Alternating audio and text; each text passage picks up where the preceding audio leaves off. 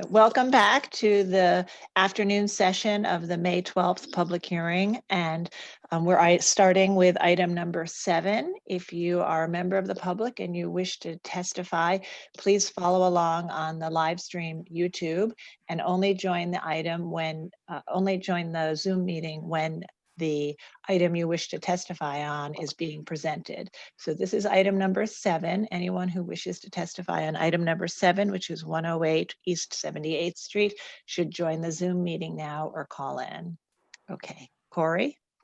Okay, as noted, the first item after the recess is item 7, LPC 20-06274, an application for a certificate of appropriateness in the Borough of Manhattan, block 1412, lot 68, 106 East 78th Street in the Upper East Side Historic District. A neo-Gothic style row house designed by R.W. Buckley and built in 1879 to 1880. The application is to alter the primary facade, demolish a rear extension, and modify windows. And commissioners, the applicant has joined and has now been given control of the screen to go advance through the slides. And if you could state your name for the record, and you may begin by simply clicking on the screen to advance the slides. Thank you. Hi, good afternoon. Can you hear me? Yes, we can hear you. Okay, hi, my name is Anik Pearson. I'm the architect for the owner of 106 East 78th Street. 106 East 78th Street is this building here on the west side of two of its sister buildings, which were built at the same time for the same family. So these three townhouses, 106 East 78th Street, 108 East 78th Street, and 110 East 78th Street were all built at the same time by the same architect for the same family. This shows these three townhouses as they look like today. Most of the other two townhouses have retained their neoclassical character, whereas 106 East 78th Street has been stripped of its traditional details in sometime before 1940. The owners of this townhouse would very much like to bring back the neoclassical character and curb appeal to this townhouse, and are looking at the neighboring buildings, its sister buildings, for inspiration and looking at them as an example. Sorry, trying to go to the next page. So if you could just give me a moment, please, just one moment, to realign the application presentation. And okay, and then if you could just click solely on the screen itself and not elsewhere. Thank you. Okay. I'm trying to, okay, here we are. The next page shows the three townhouses as they appeared in 1940 in the 1940 tax photo. And as you can see, 106 East 78 was already stripped of its detail, whereas its sister buildings remain almost identical today to the way they looked in 1940. This plot plan shows the context within the block. This townhouse here in 106 East 78th Street is between Park Avenue and Lexington Avenue on a block that's mostly has been filled in at the rear. So as you can see, the townhouse at 106 East 78th Street has a rear addition, as does its two sister buildings at 108 and 110. One thing to note also is that this block is mostly filled in to the east, and 106 East 78th Street maintains its open rear garden, is one of the greenest properties on the block.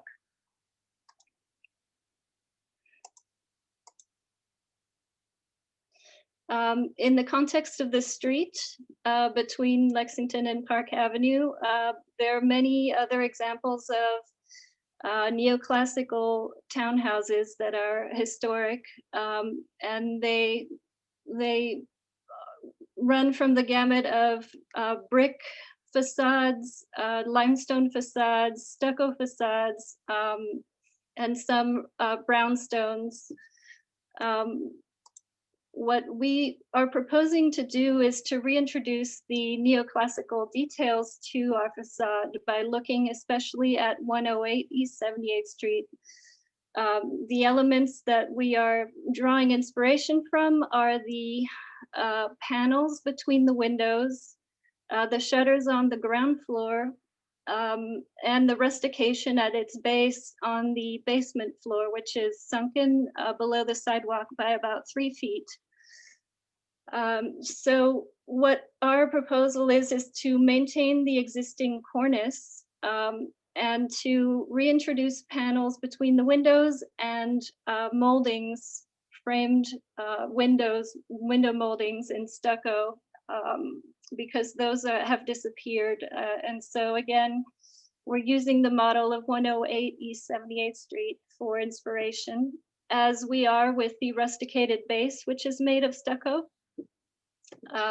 We are also proposing to dig down 3 feet so that both front doors are entered at the same level, at basement level.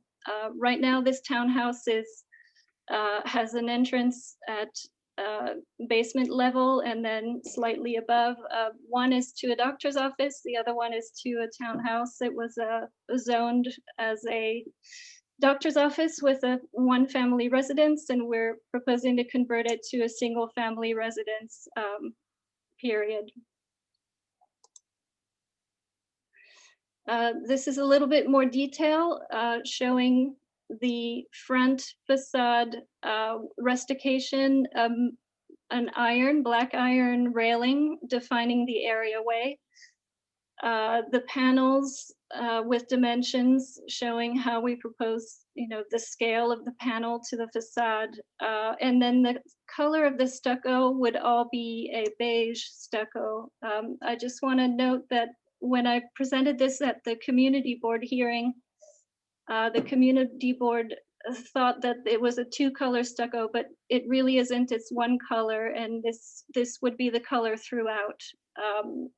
Other examples of similar buildings in the neighborhood, especially 18 East 88th Street, also in the Upper East Side Historic District, shows a model, an example of a stucco building with panels, and that's what we derived our other inspiration from, other models in the neighborhood. The front areaway at 106 is, as mentioned before, a split level. We looked back at 108 and 110 as inspiration for its sunken areaway across the whole width of the townhouse. We are proposing then to pave the front areaway with bluestone, as is typical of this period townhouse in New York City, to provide planters for greenery, and to expand the areaway just to the front of this. Sorry, I'm going to move that away. At 875 Park Avenue, there's a granite wall. So we wouldn't extend the areaway any further than the granite wall at 875 Park Avenue, which is about 6'2" to the tree pit.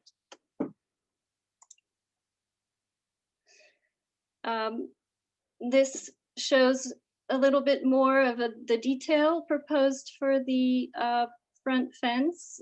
We took a model from an older townhouse, but simplified it. So, a diagonal design with rosettes, and that is the model that we've used for all of the railings at the front facade, including a railing above a cornice above the rusticated base, where the owner would like to put planters for more greenery. This shows the details of the shutters in the windows. We would like to reintroduce the 9/9 gridded windows painted in black. The two front doors we're proposing in black wood doors with glazing, with a metal grille to match the metal railings at the front of the townhouse. And black shutters with old-fashioned black painted iron hinges. This shows a section through the townhouse with the sunken areaway at the street level, and in the rear, we are proposing to remove an existing rear addition, which is in two parts. There's a 3-story addition that is existing, and then a 2-story addition next to it. We're proposing to remove both of those and to rebuild them at a lower elevation, only 2 stories across the front of the townhouse, and also to push it back so that it does not encroach on the rear rear yard setback of 30 feet. Just showing you the context of the neighboring rear additions. They're all different, as they were historically different one from the other. 108 has a 2-story addition that projects substantially into the 30-foot setback, and 110 has a 3-story addition that projects even more. So we really aren't proposing to go any further or any higher than any of the neighbors next door, maintaining the open space. This was our zoning analysis showing how much of the area we would be adding to the rear addition versus removing. And in total, we would only be adding 76 square feet to the townhouse with the rear addition. The existing rear addition as exists has a 3-story part and a 2-story part with a dentelated cornice. Even though the neighbors do not have a dentelated cornice on their rear additions, we thought this was a very beautiful historic detail that mimics the detail at the top of the townhouses across the 3 buildings, and we would like to reintroduce this detail to the new rear addition. The existing brick is an orange terracotta color. We would like to rebuild the rear addition with raw brick unpainted so that it is less conducive to wear and tear in the way that the other 2 townhouses have peeling paint and have to be repainted more often. This shows the existing versus proposed openings in the rear of the townhouse. We are proposing to have 1 large steel gridded window at basement level, a similar unit with a transom at 1st floor level, and set back at the terrace on the 2nd floor, a 3rd enlarged opening. And this shows the context of 108 and 110 East 78th Street and how they relate to the neighbor sister buildings. And this rendering shows the color of the brick, and that we would like to rebuild the rear yard fence in a cedar lattice. The windows in the rear would also be painted black, and the railings in the rear would also be in black iron. And this is the end of our presentation. Okay, thank you very much. It was a very clear presentation. Commissioners, do we have any questions at this time? Okay, Commissioner Holford Smith, please go ahead. Hi, my question is about the rear facade. The rendering shows that the brick looks like to be all uniform between the addition and the existing. Are you planning on stripping the paint off the existing, or are you planning on facing the existing rear facade as well? Yes, we would strip the existing brick where the rear facade remains, so mostly on the 2 upper floors. And that paint is old and flaking already. We can see that it will be fairly easy to remove. And we are rebuilding the new addition below with a brick to match. Okay, thank you. Thank you. Okay, Commissioner Goldblum. Oops. Can you go to the front facade, please? Comparing it to the neighbor, the proposed front facade. The photograph or the drawing? I think the drawing where you have the neighbor's building and your building on this. There we go. So it looks like you're. I mean, if I'm looking at the drawing in the center, proposed front facade rendering, which has the neighboring building to the left of it drawn in, it looks to me like you're basically copying the ground floor and piano nobile, panel, and second floor, and then from there up, you're kind of doing your own thing with a different cornice, without the belt course, and I guess with a little bit different panel detail. Am I seeing that about right? Yes, the cornice is different. It's an existing cornice that is different from the neighbor, and that is a cornice that will be remaining to be restored. And the panels are a slightly different detail from the neighboring building, but in the same spirit. The facade of the neighbor made out of stucco? Yes, it is. And so just explain why copy the first two floors and then kind of go vary on the second two?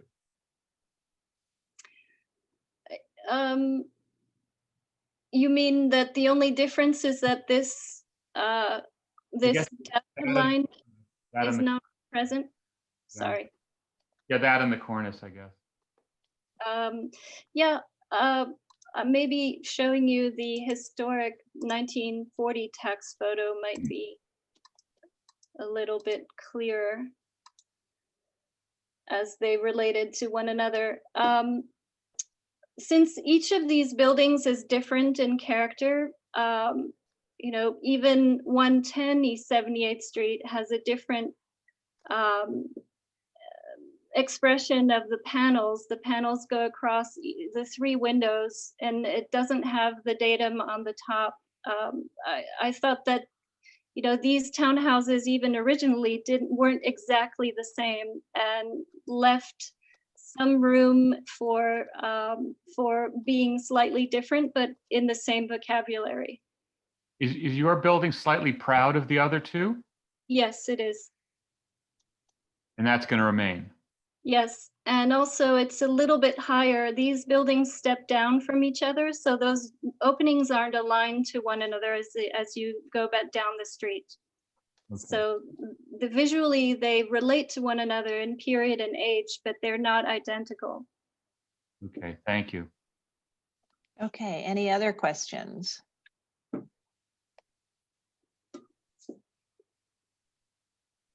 All right, not seeing any other hands raised at this time. We'll move to public testimony. Lisa, do we have anyone here to speak on this application? Yes, we had one person sign up, Laura Sakin. Laura, I've brought you into our room.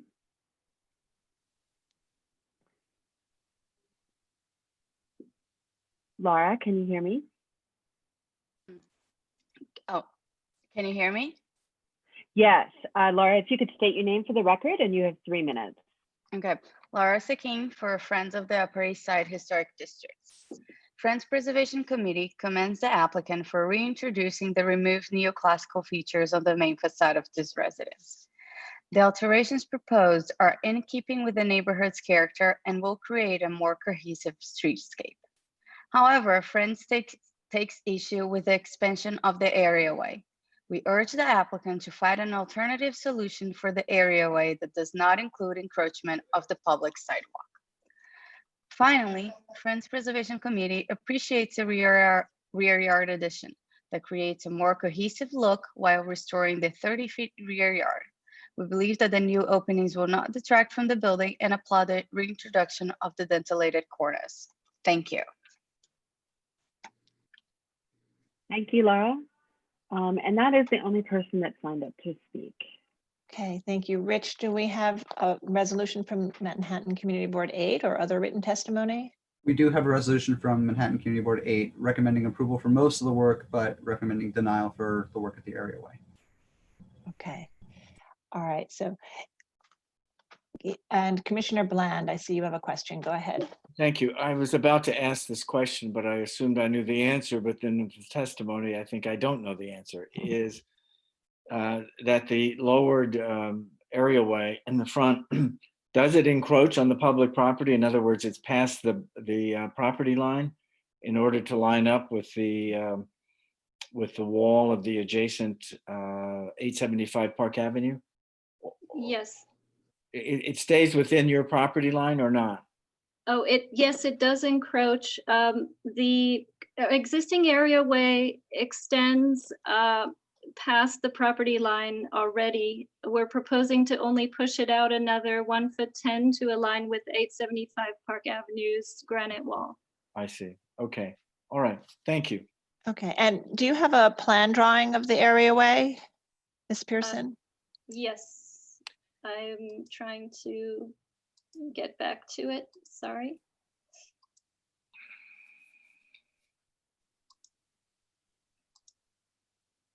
Yes, here it is here. So the existing areaway right now, as you see, the fence encroaches. The property line is about here. Yeah.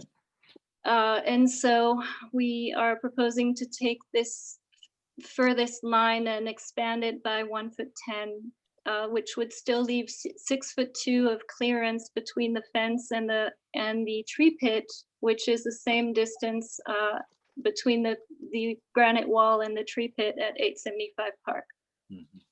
Okay. All right. Any other questions? Okay. And Ms. Pearson, we're about to move to our discussion. Is there any final comment you'd like to make before we do that? No, thank you for asking. Okay, thank you. So why don't we move to close the hearing?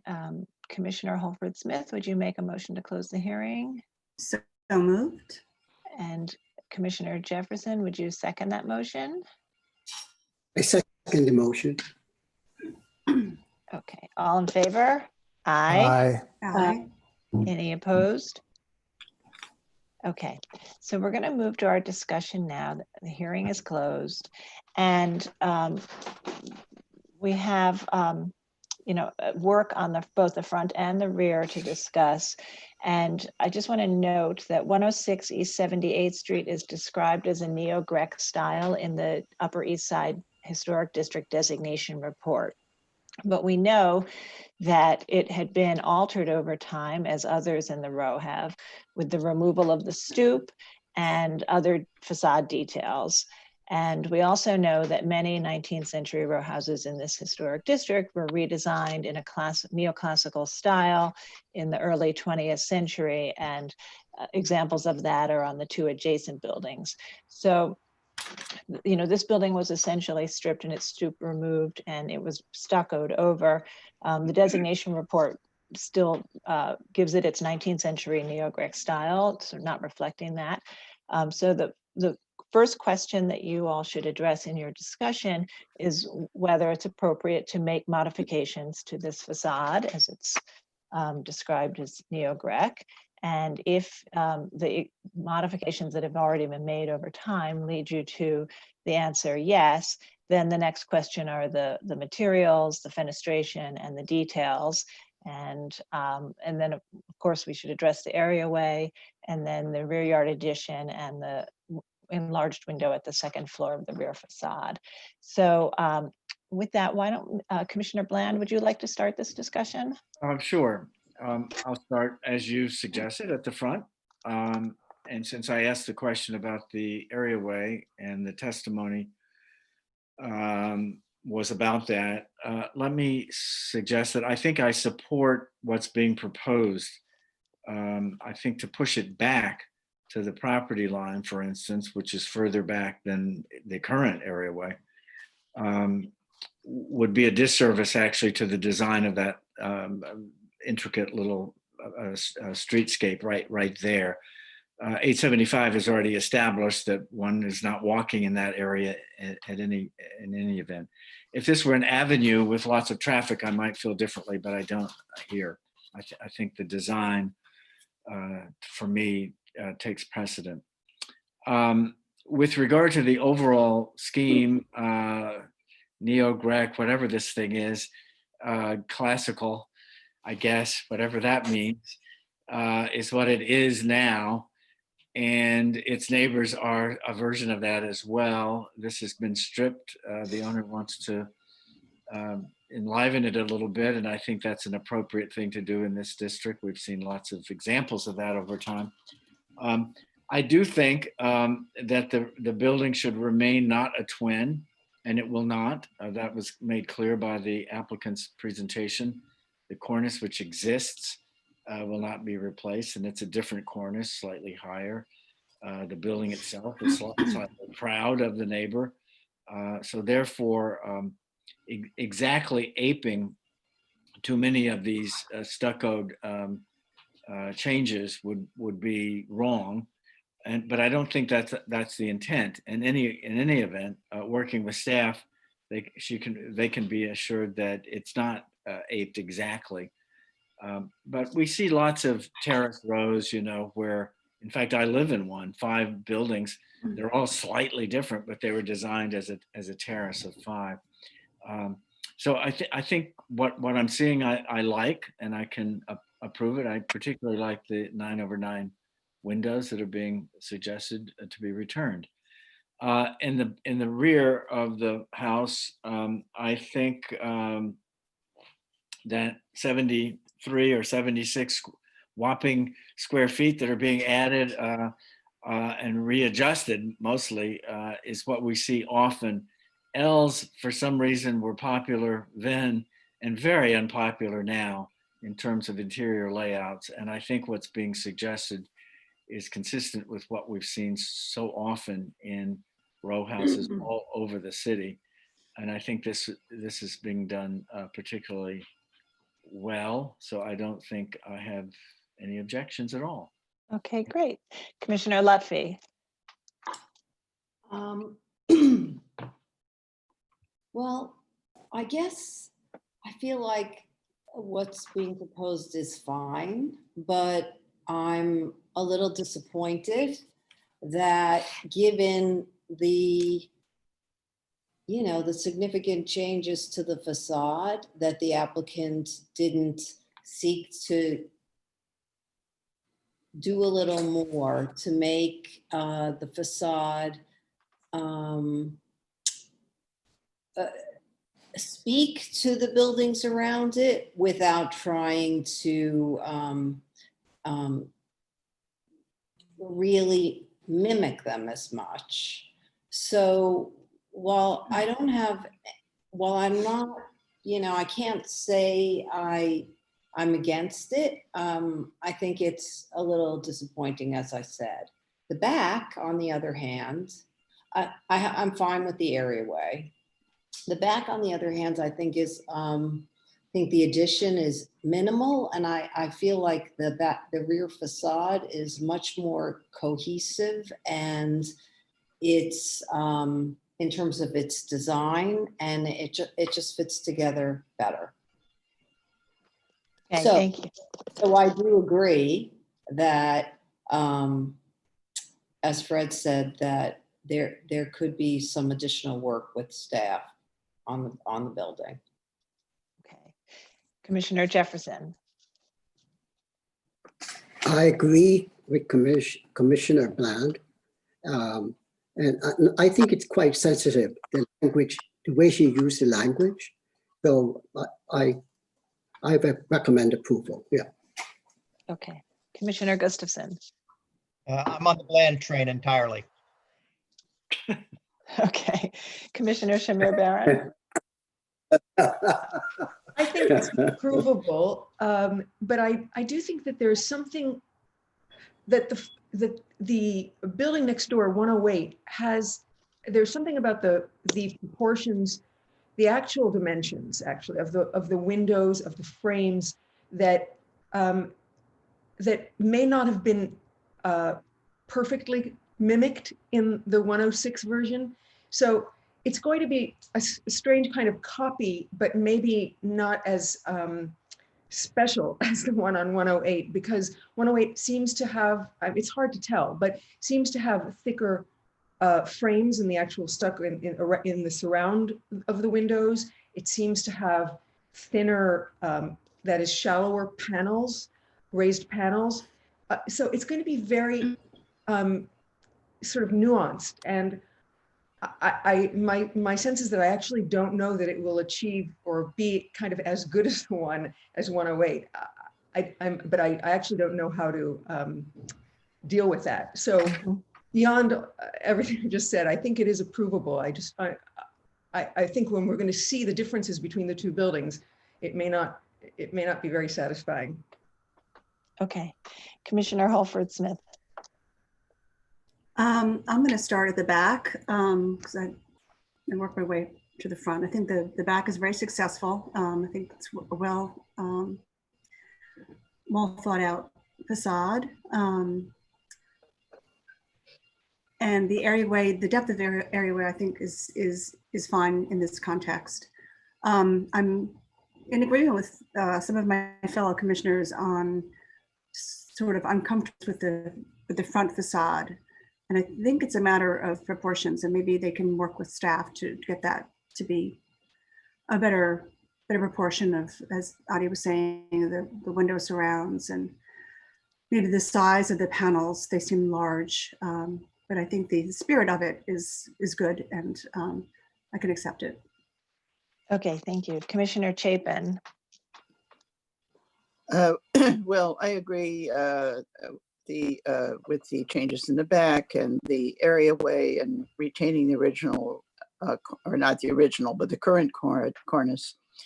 You know, I have a lot of sympathy with Commissioner Bland's remarks. I find it hard to tell in the rendering that there really is a lot of, that the differences will be so obvious and disconcerting as to make this inappropriate. So I actually could accept it as presented, but if the majority thinks that there should be work with the staff to refine some of the details, that's fine. Okay, and Commissioner Goldblum? I agree with that. Oh, we can't hear you. Michael, can you move closer to the mic maybe?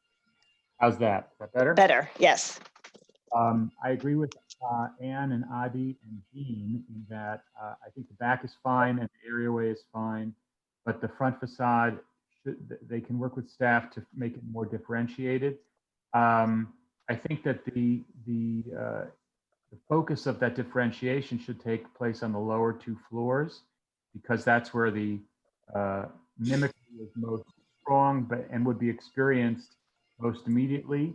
And the fact that they're not in plane would mean that it would never really kind of make perfect sense. So I think that the applicant maybe was a little bit too ginger in looking to differentiate, and I think that it'd be a fairly simple thing for the applicant to work with staff to modify the detailing on the lower levels to give the building its own identity within the row. The other thing I would suggest is that it looks like they were proposing to paint the stucco from the get-go, and I think that they might want to explore having an integrally colored stucco instead of painted stucco. It'll just last better and look better. Agree. Okay. Commissioner Devonshire.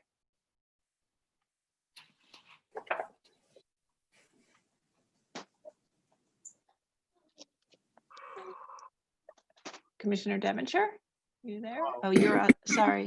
Where are you? I was muted for some reason. I'm sorry. I agree with Michael Goldblum on this. I think most of the details that need to be worked out are on the ground floor. Otherwise, I find the front and the rear appropriate. Okay, thank you. Commissioner Chen. Yeah, I agree. The rear is nicely done. I have no problem with the alignment with the areaway. And just like Diana, depends on what the majority of the commissioners want to do with the facade. The that tinkering, maybe they can work with the staff to see what can be modified or improved. Okay, great. Thank you. Okay, so I think we have a consensus to approve with the recommendation that the applicant continue to work with staff to refine proportions and details to, particularly at the lower floors, to differentiate it from the adjacent building. Some supported it as is, but I think we have a consensus with this modification. So Commissioner Goldblum, would you make this motion? Sure. Starting 106, 78th Street in the Upper East Side Historic District, the application is to alter the primary facade, demolish rear extension, and modify the windows.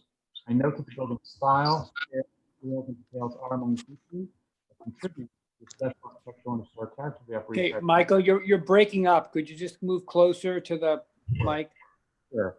I note that the building's style, scale, materials, and details are among the features that contribute to the special architectural and historic character of the Upper East Side Historic District. I recommend approval with modifications, finding that the front facade was heavily altered after its construction. Therefore, the proposed changes will not result in the elimination of any significant historic fabric. That the proposed modifications to the facade, including rusticating the brownstone base and installing profiled stucco paneling, profiled window surrounds, multi-light sashes, parlor floor shutters, and decorative ironwork will provide a level of detail that is inspired by the neoclassical details found at its neighbor and is consistent with other buildings within this historic district. At the modest enlargement of the areaway and the design and scale of the new fence will be in keeping with the configuration and appearance of areaways in the streetscape and will be compatible with the new design of the front facade. That the proposed work with the rear facade will not eliminate any significant architectural features and will not be visible from any public thoroughfares. The proposed rear yard addition will not project further into the rear yard or exceed the height of the majority of existing rear additions in the block, and that its design and materials are in keeping with the character of the row house. That combining the window openings across the third floor of the rear facade to be subdivided with multi-light windows and retaining wide brick doors at both sides will not significantly alter the character of the facade, nor lessen the relationship of the facade with the others in the row. The work will not diminish the special architectural or historic character of the building in Upper East Side Historic District. And I recommend that the applicant will work with staff to make the lower two floors of the exterior design of the front facade more distinctive from its neighbor. Okay, and Commissioner Shamir Baran, would you second that? Second. Okay, Rich, will you call the vote? Chair Carroll, Aye. Commissioner Bland, Aye. Commissioner Shamir Baran, Aye. Commissioner Chapin, Aye. Commissioner Chen, Aye. Commissioner Devonshire, Aye. Commissioner Goldblum, Commissioner Goldblum, Aye. Commissioner Gustafson, Aye. Commissioner Jefferson, Aye. Commissioner Lutfi, Aye. Commissioner Holford Smith. Aye. All right, 11 in favor, none opposed, the motion carries. Okay, that's approved. Thank you. And we'll move on to the next item. Okay, the last item of the day is item number 8, LPC 20-02758, an application for a certificate of appropriateness in the Borough of Manhattan, Block 1504, Lot 1, 1109 Fifth Avenue, the Felix Warburg Mansion, individual landmark, also in the expanded Carnegie Hill Historic District. Francois I Chateau-esque style mansion designed by CPH Gilbert and built in 1907-09, with a museum wing addition to the north of the mansion designed by Roche, Stinkaloo and Associates and built in 1988-93. The application is to install temporary signage. And commissioners, the applicant has joined the meeting and will now state their name for the record, and you may begin. Thank you. This is Ruth Beach at the Jewish Museum. I'm just going to move this over to the slide here. I want to thank the commissioners for considering our public art project by the artist Lawrence Weiner. I'm just going to click up here to control the screen.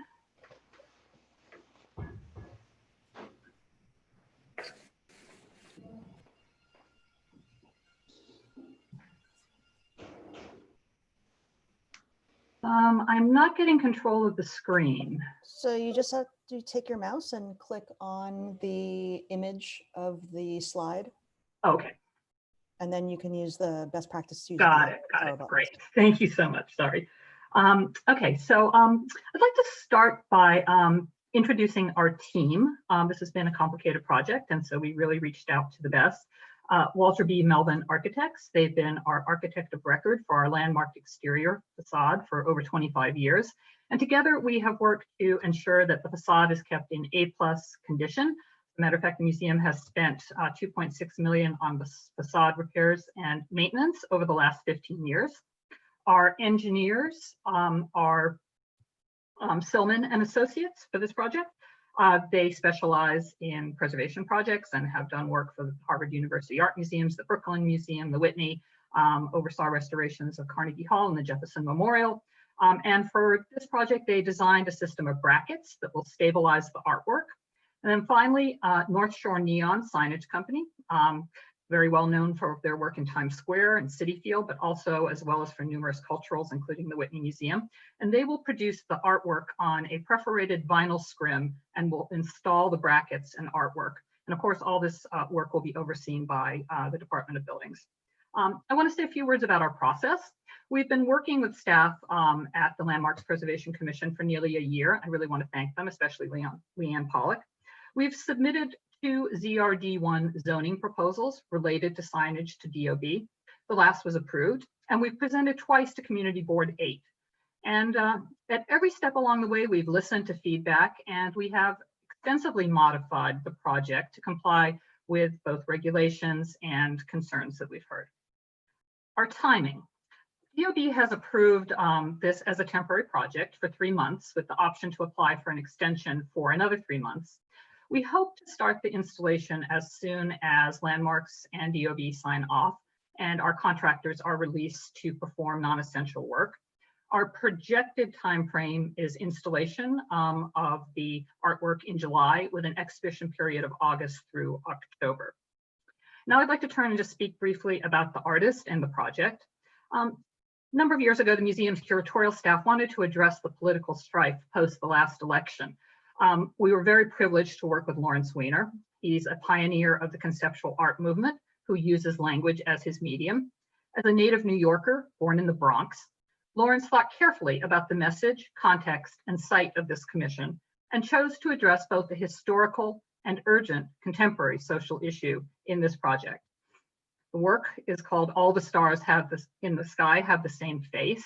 It's a multilingual English, Arabic, and Hebrew reimagination of an old Yiddish saying derived from the history of anti-Semitism that addresses increasingly common and deeply felt phenomena of intolerance experienced by so many around the world. Although conceived well before the current pandemic, the work's ability to share a healing message of acceptance and inclusion is important at this moment when our museums are shuttered. So you're seeing on the screen a rendering of how the banner would look, the artwork would look.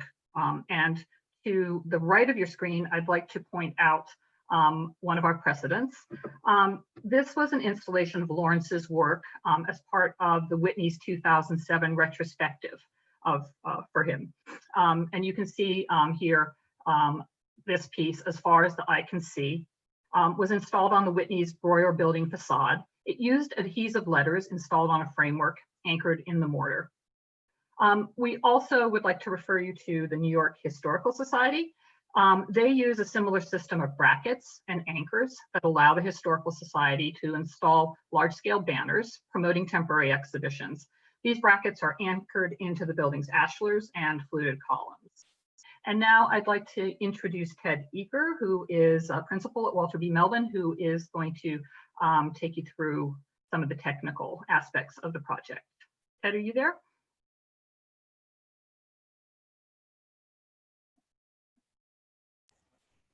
Ted, if you could just unmute yourself and state your name for the record. Sorry. Hi, Ted Ecker. I'm principal with Walter B. Melvin Architects. So this is the West or Fifth Avenue facade. The 1993 addition to the Warburg Mansion is to the left in the sort of lightly grayed tone, and the original mansion is to the right.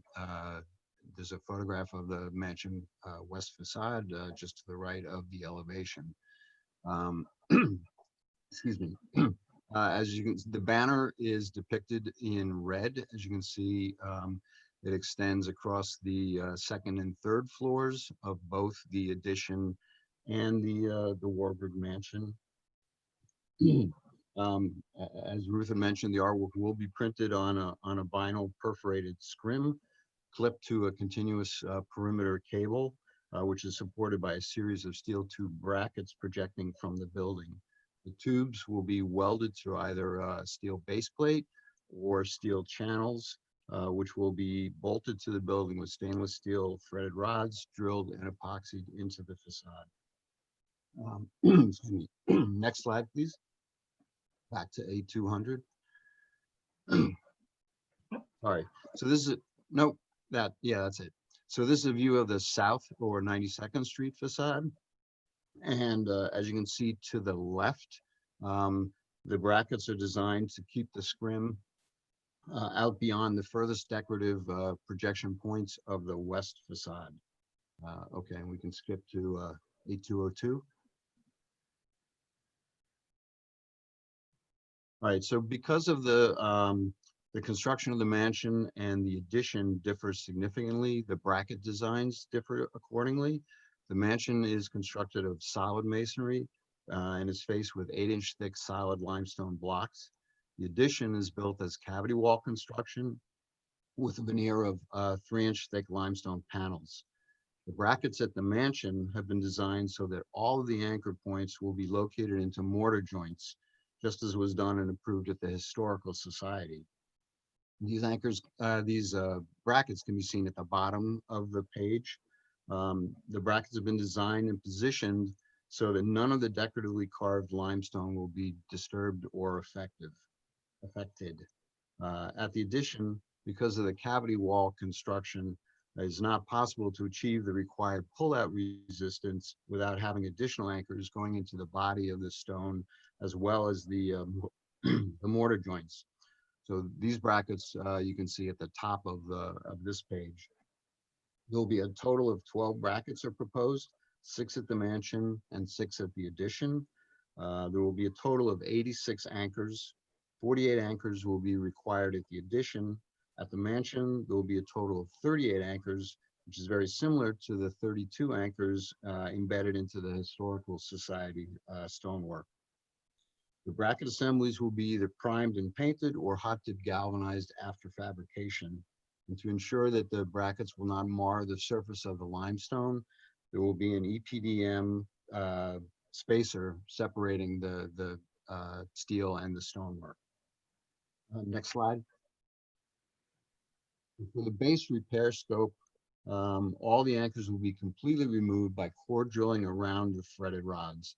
At the mansion, a 1-inch diameter or smaller hole will be drilled. The holes will then be filled with restoration limestone repair mortar, matching the host stones. Once the patches have cured, the mortar joints will be restored by cutting along the mortar joints and then repointing to match the adjacent mortar. Next slide. So at the addition, the base repair scope will be very similar. All holes here will also be patched with the restoration mortar. In-place mock-up samples will be presented to landmarks of all the patching areas. If the results are not satisfactory, the museum is prepared to replace the ashlars at the addition with new limestone to match the existing. Now, there's been some concern voiced by others that it'd be very difficult to match the limestone, but as you can see in the photograph here, there's a fair amount of variety in the original stone panels cladding the addition. That's it. Okay, thank you. Commissioners, do we have any questions? Please raise your hand if you have any questions at this time. Okay, not seeing any questions. We'll turn to, oh, I have a question from Commissioner Jefferson. Please go ahead. I have two questions. One, and you say it's up for 1 year. Is it 9 months or 10 months? How long would the banner be up for? We're approved from DOB for a 3-month period. We could apply for an additional 6-month period. We're estimating that installation will take a month, and then we're planning for an additional 3 months. So installation hopefully in July, and actual exhibition period August, September, October. Second question, the issue of the proportion in relationship to the building, from one end to the other, what was the reason for that long proportion aesthetically? Well, I hate to speak for the artist. He's not here to speak for himself, obviously, but I believe that he felt that that proportion worked well with the surface of the building. And in looking at our museum, at the facade from different angles on the street and across from the park, it seemed to be a sort of pleasing proportion. He often likes to take these projects and actually wrap them around the entire building. And at one point, our application called to take it around the corner and to also extend it across the south facade of the museum. But we listened to concerns about how many perforations that would put in the original mansion, and went back to him and asked him to consider please just the west side of the building, where it would only be disruptive to half of the original mansion and to the addition. Thank you. Thank you. Any other questions? All right, not seeing any questions. Let's move to public testimony. Lisa? Okay, we have a number of people signed up to speak. I'm going to start by bringing Robert Pruzan into our room. Robert, can you hear me? Robert, if you could state your name for the record and unmute yourself. Sorry, I was just going on mute. Robert Pruzan on my television. Great. You have 3 minutes to speak, please. Thank you. Great. Well, I won't take the entire 3 minutes, and as chair of the museum of the board of the Jewish Museum, first of all, I just wanted to thank all of you for your service to our community and for doing this in what I know is not the optimal way of doing business, as a person who spends most of his time nowadays on Zoom and other things of this service. So thank you very much, and thank you for the opportunity for us at the Jewish Museum to present our project to you. I just want to say a couple of things. I'm hopeful and believe that the proposed project that we're presenting to the committee deserves your support. As you all know, the mission of our museum is to share art and Jewish culture for people of all backgrounds. And the Lawrence Weiner piece, as you've heard, All the Stars Have the Same Face, is based on an old Yiddish saying. And while the original meaning was a reference to anti-Semitism, here the artist has reimagined and updated the phrase and to try and address more broadly the topics of xenophobia and racism, which are obviously two issues that are becoming increasingly problematic in our city today and our country and worldwide. And I think it's a moment where a sign of unity and humanity would be quite positive for the community. Secondly, as you've just heard from our architects and others who will speak, the museum has gone through a rigorous and judicious planning exercise. We've been through multiple iterations, and I believe in consultation with the experts who you will hear from, they have assured us that the installation will both minimize structural impact and will not damage or harm the landmark building, which is so important to our legacy and everything that we stand for as the museum.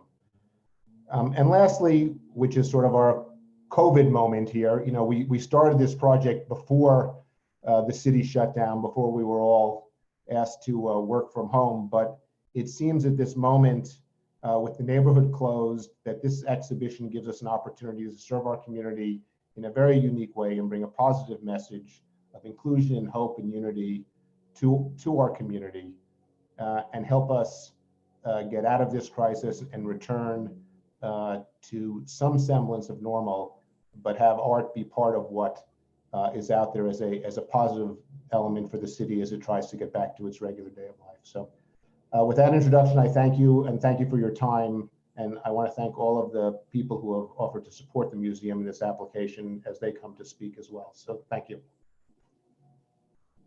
Great, thank you very much.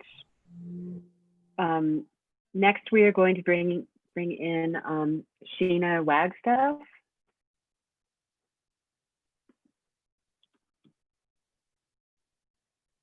Okay, Sheena, we brought you in. Okay, Sheena, can you hear me? Can. Great, Sheena, if you could state your name for the record, and you have 3 minutes to testify. Okay, Sheena, can you hear me? And oh, and Sheena, can you please turn off your YouTube sound? So, there we go. Sorry, multiple machines. Good afternoon, everybody. My name is Sheena Wagstaff. I'm the Leonard A. Lauder Chairman for Modern and Contemporary Art at the Metropolitan Museum, as well as initiating and running the program at the Met Breuer on Madison Avenue that was just mentioned by the Jewish Museum as an earlier iteration of the Wiener piece. I've known Lawrence Wiener for nearly 40 years, meeting him within the same weeks as I also visited the Jewish Museum for the first time. Wiener is a great figure and a highly distinguished American artist whose international reputation and impact on the field of contemporary art is inestimable. He is exceptionally attuned to the context within which he presents his work, and in the case of the Jewish Museum, understands deeply the architectural vernacular to which he dovetails his language. He is, as has been mentioned, a true son of New York City, living here for practically all of his life. His artistic achievements have been acknowledged by his being awarded many medals. These include an honorary doctorate of Humane Letters from the Graduate Center, the City University of New York. This accolade, a doctorate of Humane Letters, goes to the very heart of this application. The Jewish Museum proposes a profoundly important artwork that enables us all to quietly and calmly read these poignant texts by Wiener and to recognize a fundamental and expansive humanity embedded in their words. There isn't a more appropriate project nor a better time for the City of New York to embrace this remarkable piece. Thank you. Thank you very much. And next we will be bringing in Darren Walker.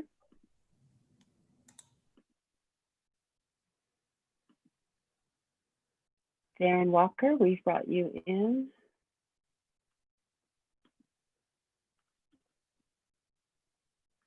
And I've unmuted you if you can hear me.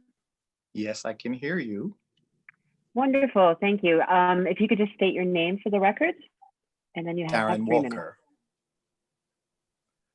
Darren Walker, and I'm representing the Ford Foundation. I'm delighted to be here to support this exciting project of the Jewish Museum, presenting the work of the artist Lawrence Wiener. I am a passionate preservationist, but I'm also a believer that we must innovate. And the project that is being presented today is one of the most innovative and exciting projects I've seen in a very, very long time. Presented by the Jewish Museum, a critical museum in the chain of brilliant, beautiful museums in this city. But the question today is, what is the role of a museum? I believe the role of a museum is to educate, to engage, to inspire, and to heal. Today, when we have leaders who speak of building walls, we need to understand how to build bridges. And this exhibition seeks to do that, to remind us that we are one global humanity and that we are an interdependent humanity, people who must learn to come together, to work together towards our common good. I think this installation will serve as a signature as we consider how to move forward during this challenging post-coronavirus period. I'm grateful to the Jewish Museum, to its board, its executive director. I believe it's a great service and a great gift to the city of New York. Thank you. Great. Thank you very much for your testimony. Thank you. The next person I'm going, thanks, bringing in is Lo Vanderwalk. Okay, Lo, we've brought you into our room. And I've unmuted you. Can you hear me, Lo? Yeah. Yes, coming. Lo? Yes. I think you might need to get closer to your microphone potentially. Yes. Thank you. I was at the other computer to turn off the YouTube. Good job. Thank you. Yeah, and Lo, if you could state your name for the record, and you have 3 minutes. Yes. My name is Lo Vanderwalk. I'm president of Carnegie Hill Neighbors, and we are the organization that is in Carnegie Hill that the Jewish Museum is situated in. The Jewish Museum has been a good neighbor, and we are sympathetic with the message of this exhibit. However, we think that this exhibit is inappropriate, and we ask the commission to disallow it. Several of our objections are as follows. This is a modernistic banner that is very large, but out of context and inappropriate to this individual landmark. And also, it will call attention to itself. It will detract from the historic district, its sense of place. And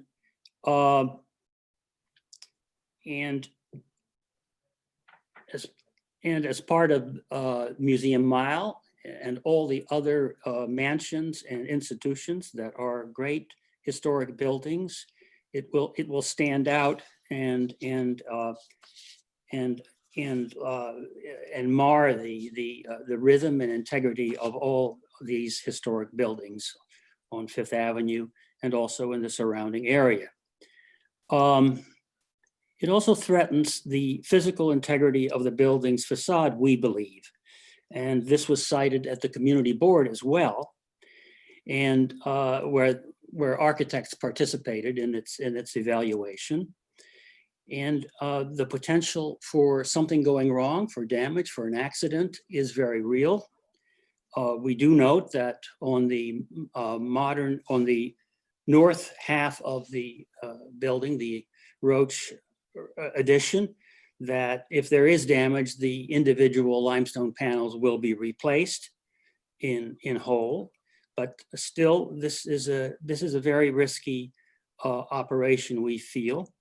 And also, we note that the existing Jewish Museum banner, which is vertical and at the corner of 92nd and Fifth Avenue, has not been mentioned in all of this, really, will have to be removed and then reinstalled. So that is more damage and possible damage, potential damage to the building. Also, we think the duration is too long, 3 months, and there will possibly be that extension of another 3 months, installation another month. This becomes a temporary exhibit that takes on a degree of permanence. We have an exhibit now on the sidewalk at the Guggenheim, and it really that also interferes with the beauty of this neighborhood and with the way people can enjoy Fifth Avenue. So we think the duration is too long.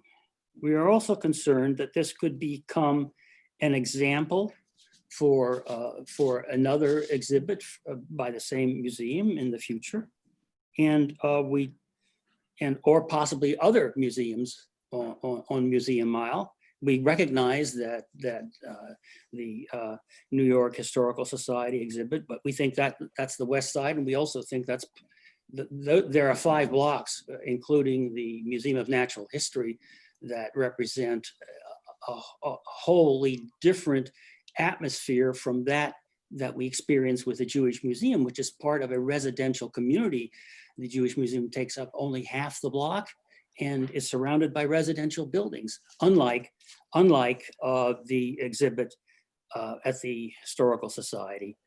We do note that the your time has well passed, so if you could start to wrap up. Yes, I will wrap up. So we do know that the Breuer had an exhibit in 2007 of Lawrence Weiner, and the Breuer is a modern type of building, which is where this kind of an exhibit is appropriate. So we hope the commission will either reject this or ask for modifications that will reduce the impact in size and duration of this exhibit. Thank you. Okay, thank you, Lo. Yes, Lisa, thank you. Sure. Okay, and next we'll be calling in Kelly Carroll from the Historic District Council.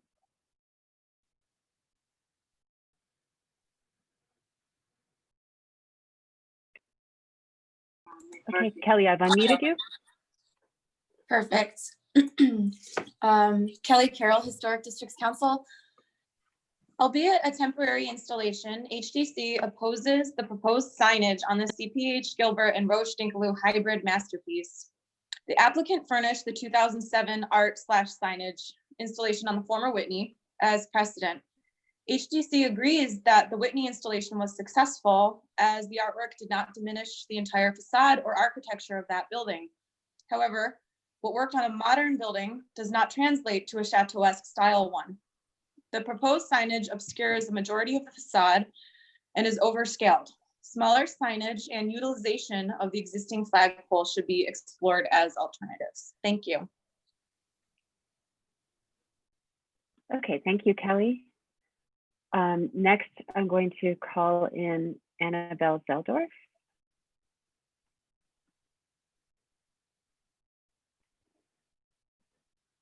Okay, Annabelle Zeldorf, I've brought you into our room. Great, and unmuted you. If you could just state your name for the record, and you have 3 minutes.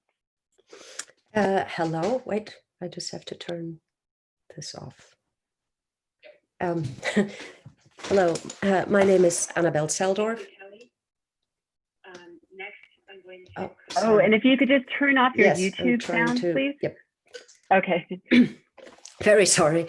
Hello, good afternoon, commissioners. I am Annabelle Zeldorf, principal of Zeldorf Architects, and I'm extremely pleased to speak in favor of the Jewish Museum's application to install Lawrence Weiner's fantastic artwork.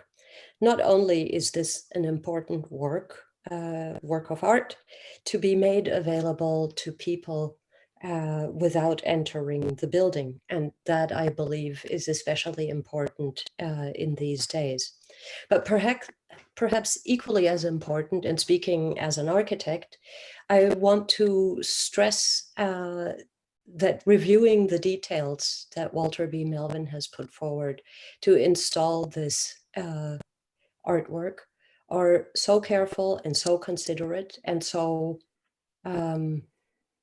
entirely in keeping with the spirit of maintaining a building of great importance. I think there is nothing that would make me think that once the artwork is removed, the building wouldn't look completely as it did before. Thank you very much. And again, I hope that you will approve this fantastic work. Great, thank you very much. And next, I'm going to call in Elizabeth Diller.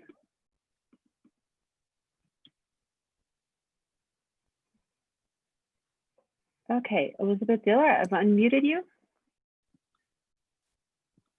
Okay. Great. If you could you just state your name for the record, please? And then you have 3 minutes. Okay. I just need to. Yes, I'm Elizabeth Diller. I'm going to just pause.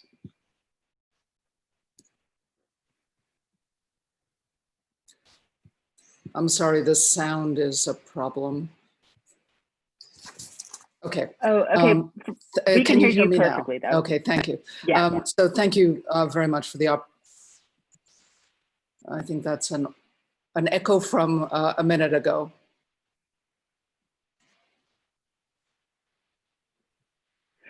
If you have your YouTube on, you might need to turn the sound completely off.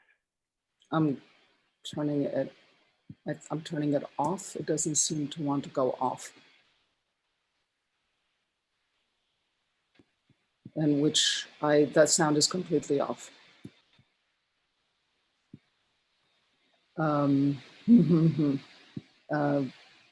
Okay, I'm going to,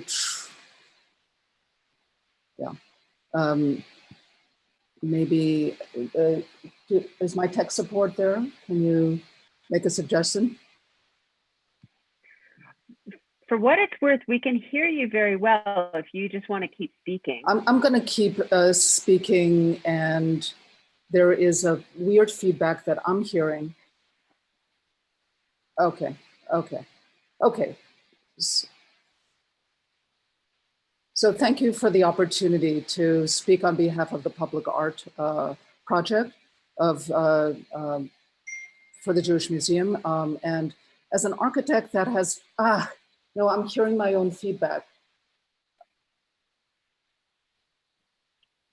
I'm sorry. I'm hearing myself with a 30-second delay. I'm going to try to just power through that. So I wanted to just say something about my experience with cultural institutions in New York, which over the past 2 decades, I strongly believe in breaking down the walls and making great cultural offerings available to populations not normally walking through the front door. And our work has focused largely on extending the interface between the institution and the city, making the institution more permeable, more available to everyone. And as we did with Lincoln Center and MoMA, with or without admission, paying admission. So I think this is a very, very important piece. And the Jewish Museum's great shows live behind the stone walls of its Fifth Avenue building. And unlike its neighbors, the Guggenheim and the Cooper Hewitt, just down the street, several blocks, who have exterior spaces, small and large, that are often used for installations, the Jewish Museum is built up to the street wall, and there's no interface but the exterior wall surface. The banner proposed by Lawrence Weiner is a public gesture to the Fifth Avenue and Central Park, which gives visibility to the museum, and it reasserts the museum's strong contemporary art presence, which is not necessarily known to everyone. From a technical standpoint, I believe that the structural system designed by the engineers, Selman, presents an architecturally and historically sensitive approach to the 1908 Warburg Mansion and the 1993 Kevin Roach edition. I've worked with Selman on many projects and find their work to be rigorous and meticulous, especially with historically sensitive projects. The proposal for the banner attachment to the Warburg building ensures that the anchors are installed and subsequently removed and repaired via the existing mortar joints. Selective repair, repointing, and replacement of mortar is part of routine building maintenance that extends the building's lifespan, and therefore modifications into the mortar should not introduce any negative impact aesthetically or to the structural integrity or performance of the original facade.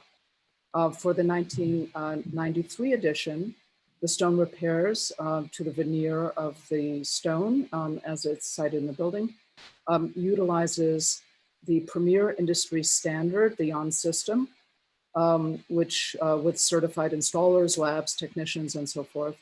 We have great confidence in this. The anchor heights at 20 feet and 45 feet above the street, combined with the ornamental facade projections, will further ensure that imperceptible repairs are totally invisible. I don't believe they would be visible anyway. In case of any problems, clearly the building's relative age, less than 30 years, ensures that procuring matching material from a quarry supplier is not a great challenge. So in conclusion, I would say I find the approach to this structure to be sensitive and responsible to the building's facade. I endorse the approval of this project. And with one suggestion, perhaps, to ask the engineers whether a joint only solution could be imagined for the addition. But otherwise, I think it's an extremely sensitive approach. Thank you. Great, thank you very much.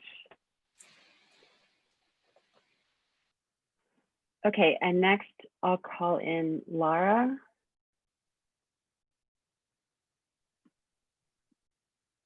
Some Friends of the Upper East Side.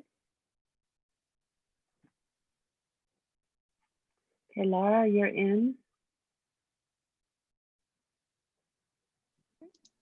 And please just state your name for the record, and you have 3 minutes.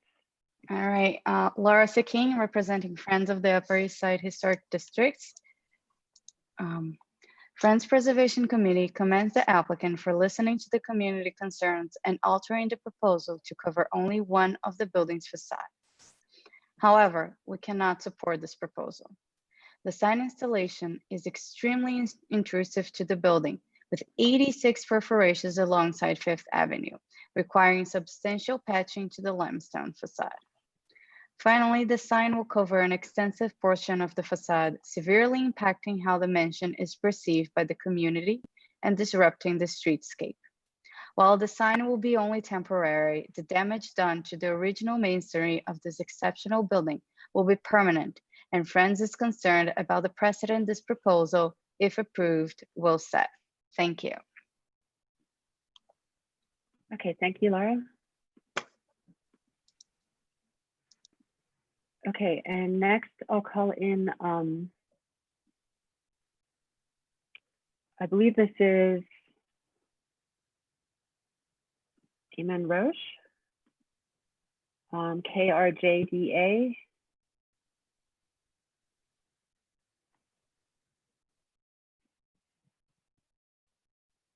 Hi, I've unmuted you. Can you hear me? Yes, I can. Great. If you could state your name for the record, and you have 3 minutes. Thank you. Good afternoon. My name is Eamon Roche, and I am very pleased to make remarks today about a subject, however important, that is not having to do with the reduced necessities of our time, but rather something wonderfully a bit more notional. And if I can, I'd like to speak on behalf of my late father, the architect Kevin Roche, as well as the firm that still bears his name, and say that we think that the idea and also the technical implementation proposed here for Lawrence Weiner's artwork is really good. And I would say that it's often difficult for architects not to make declarative statements and not to make architecture that's a little bit about themselves, but remarkably, back in the late 80s, when the addition to the Jewish Museum was being contemplated by my father and his firm, they came up with a solution that really almost eradicated their hand in favor of what you could call a kind of perfect extension of the past. And so in a very real sense, I think professionally, no one was more sensitive to the Warburg Mansion than was my father. But I think he would say that architecture, as much as it has to be protected, it also has to be experienced, and you have to engage with it. And that's one of the delights of great architecture. It can take it. And I would ask, isn't that what this artwork is doing for the building and for us? And the art is actually already doing its necessary work. And we can tell that because here we are so engaged. We are especially excited about the idea that this piece will be potentially installed on an armature directly onto the facade, as opposed to being hung from a scaffolding. we think that juxtaposition will make the installation all the stronger for it. And we are happy for the passions on either side of this conversation. We take that as a sign that people really care about architecture, and that's a good sign. And in this case, we say literally, it is a very good sign. It is our strong recommendation to let it be hung, and we will all enjoy it for a brief season. Thank you. Great, thank you very much for your testimony. And next, I'm going to call in what's labeled as Nat's iPhone. I believe it is Nat Oppenheimer from Silman.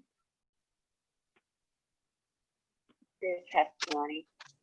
Oh, could you please turn off the YouTube sound? And then state your name for the record, and you have 3 minutes. My name is Nat Oppenheimer. I'm the Executive Vice President at Silman. We are the structural engineers that consulted on this project. I'm speaking in support of the project, and I'm just going to add a few technical notes in support of a lot of what's been said before this. We worked very closely with Ted Ecker and his firm, Walter B. Melvin, and with the museum and North Shore, who we have worked with in the past as sign makers and erectors of custom and unique signs such as this and banners all over New York City and beyond. We believe that it's a very high-level team that's involved who has great respect for the facade and the importance of the work we're doing and the importance that we get this right. To the points that have been made, I would note technically that we spent a lot of time with the museum and with Ted's team, very carefully balancing the distribution of loads, the ability to apply appropriate anchors within the historic facade and the joints only, and keeping the diameters small and the loads manageable, while still not resulting in a huge abundance of anchors. We believe it's the right quantity given previous jobs we've done in similar ways, and we are confident in the ability to patch these holes in the mortar joint after the sign is removed, after the piece of art, the artwork is removed from the facade of the building. In addition, it should just be known that we looked at a number of other options, including hanging off of balconies, out of windows, so on, all deemed technically not feasible in this case. And so it was not sort of done lightly or without thought to anchor in the way that we show. Obviously, we wait for comments from the commission. I'll be glad to speak to those or to look if required, but we believe that the solution put forth is appropriate, reversible, and carries the appropriate loads. Thank you for the time. Great, thank you very much for your testimony. Okay, next I'm going to bring in Glenn Furman. Glenn, have brought you in.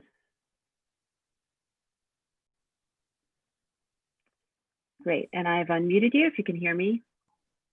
Okay, I hear you.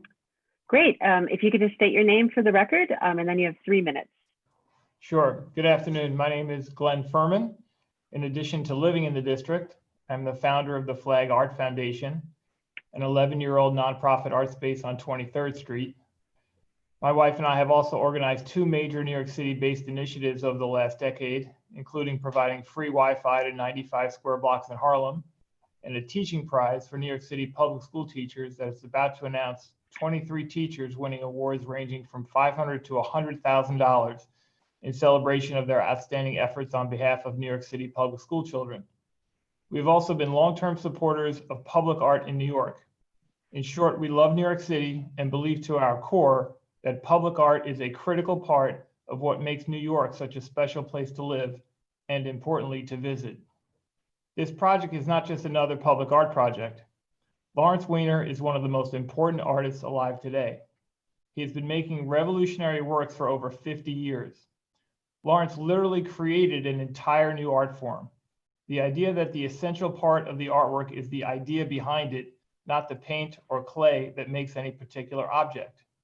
This conceptual art had never existed before he and a few others started their careers in the early 1960s, before I was even born. This latest work will be a seminal moment in his career and also for the city of New York. It will literally speak to the 1.8 billion people in the world that speak these three languages, and of course, even those who don't. I hope you agree that we need to continue helping New York do things that make New York so special and so different from other cities around the world. We need to make New York exciting as a place to live and to visit, more so now than ever before. Thank you very much. Great, thank you very much for your testimony. And next, I'm going to bring in Adam Weinberg.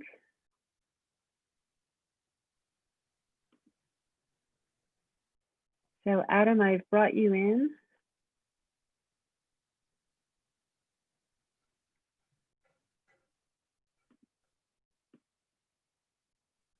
Oh, here we go. And I unmuted you if you can hear me. Hello. Hi, Adam. If you could just state your name for the record, you have 3 minutes to testify. Okay, very good. My name is Adam Weinberg, and I am the Alice Pratt Brown Director of the Whitney Museum of American Art. And I want to thank you, Lisa, and the Commission for giving me a chance to speak today strongly on behalf of Lawrence Weiner's great project. I was born on the Upper East Side. I live on the Upper East Side, just blocks from the Jewish Museum. And I have been director of the Whitney Museum for 17 years, including over a decade at 75th Street at the Breuer Building. At age 78, Lawrence Weiner is, as other speakers have said, one of the greatest and most influential American artists living today. He is a native New Yorker who went to Stuyvesant High School and Hunter College. He is a man of, by, and for New York, somebody who understands the fabric of the city so deeply and profoundly and emotionally, and somebody whose work is deeply connected to the streets and the environment of New York. When I was the Whitney, we acquired the first one. When I first came to Whitney, we acquired the first work in our collection of Lawrence's. We have 7 pieces in the collection, including one that is on permanent display in the Whitney Museum, now in downtown on Gansevoort Street. I remember well when we had our exhibition in 2007, which was the first American retrospective of Lawrence's, as far as the eye can see, which was very much a comment about the city of New York. And while at first it might not look to be appropriate, absolutely is so much about a sense of place and a sense of being there, a sense of surprise, and also a profound connection that contemporary and history live together every single day, as much as we live and breathe in the city that is a great historical place. He has produced incredible works, monumentally scaled works in Boston, Denver, Toronto, Mexico City. He does not make objects that are primarily about saleability. They're primarily about and being about gifts to the public and to the community. And I just want to end by saying I have a personal connection to this as well. My father, the late James Weinberg, was on the board of the Jewish Museum for 40 years. He was on the architecture committee that selected Kevin Roach. He loved the Warburg Mansion, and part of the reason he was so committed to Roche's addition and renovation was its connection to the history and to the neighborhood, and that respect for it. And he was much more conservative than I. But yet he was a believer in innovation, and for that reason, he was very involved in the creation of the new building. And I would end by just saying that, as the photographer and great art impresario Alfred Stieglitz once said, New York is the city of ambition, but it's also a city of hopes and dreams. And what could be more appropriate at this time of crisis in New York, but a message of hope? This is an artwork of irrepressible spirit of New York, an artwork that brings together people of diverse backgrounds. Thank you so much. It's a pleasure to speak to you today. Great, thank you very much for your testimony. And next, I will bring in Nicholas Baum. Okay, Nicholas, I'm next unmuting you. Oh, if you could please turn off your YouTube sound. Yes.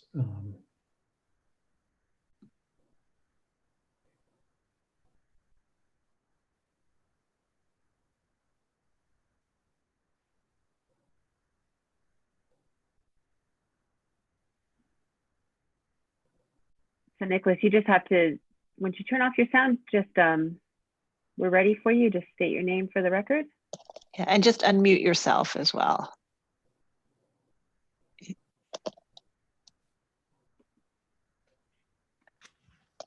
Is that? Yes, that's much better. So we can hear you and we don't hear the YouTube. So you could just state your name for the record and then you have 3 minutes. Okay, terrific. Thank you so much, Lisa. Nicholas Bohm, I'm Director and Chief Curator of the Public Art Fund. Public Art Fund has been bringing public art projects to New York City for the last 42 years.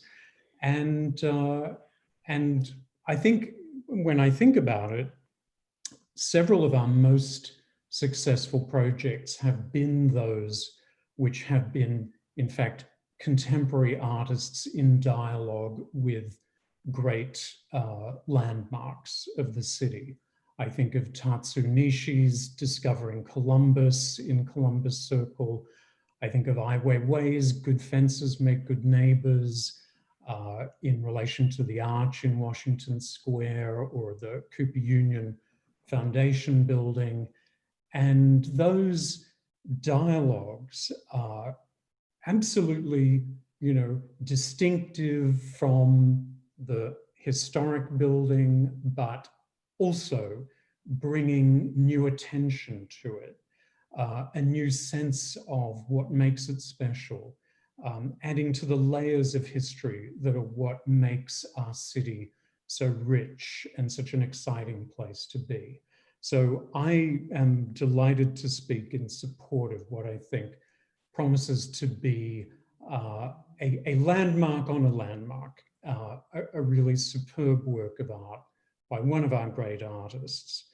In these projects, there are always a mix of technical aspects and cultural aspects. And I think it's important to reflect right now on the fact that the cultural aspects have perhaps more importance than they might have at any other time, and certainly from when this project was first conceived. Because the reality is we are in a moment where it feels like our culture has been completely shut down. And all of our great museums, our beloved museums like the Jewish Museum, have had to shutter their doors, and we don't know when they're going to be able to reopen.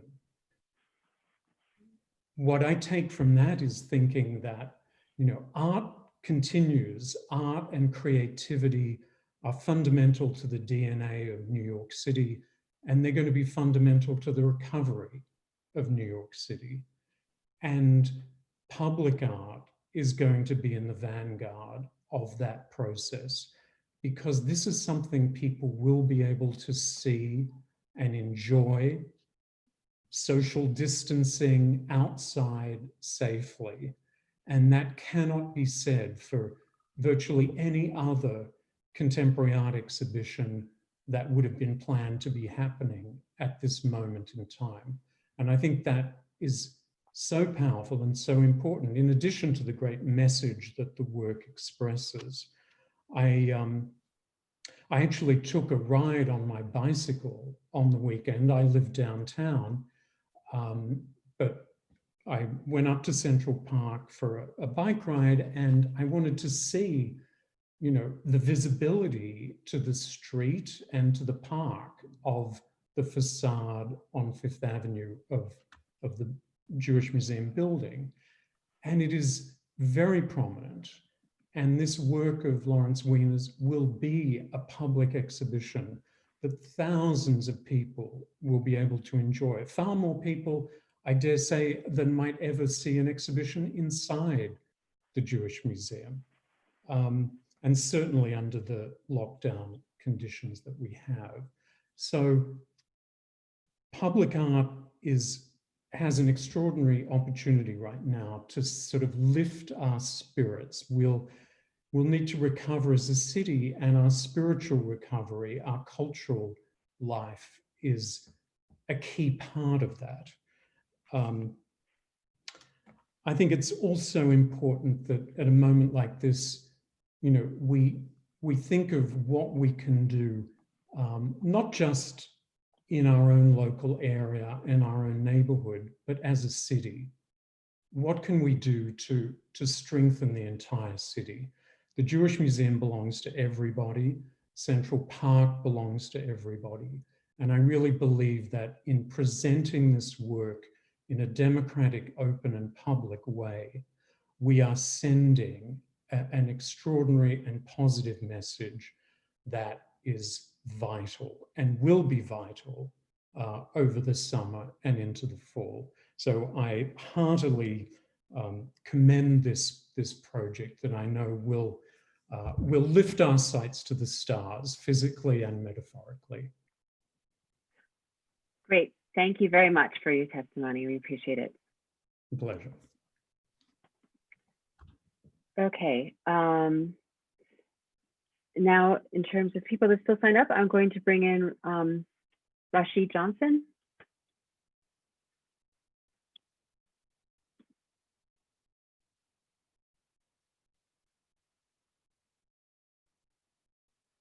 So, Rashid, I've brought you into our room.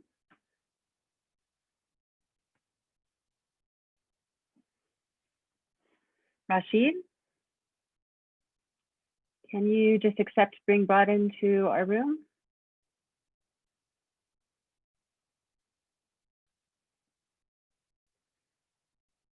Rashid Johnson?